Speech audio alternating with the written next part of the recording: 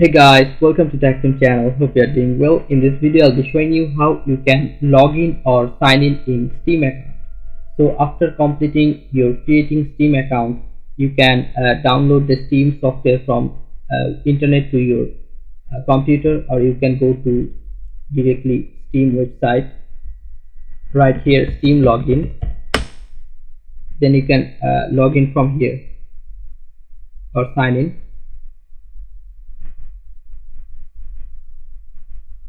You can see here two bars, ID and password. Just put your ID and password here easily and just click on login.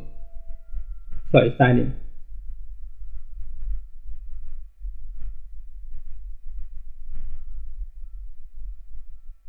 After sign in, you will find your Steam account. Okay, so this is your Steam account. So guys, this is how you can sign in Steam account. Guys, if you find this video helpful, then please give a thumbs up and don't forget to subscribe the channel. Thank you so much for watching the video.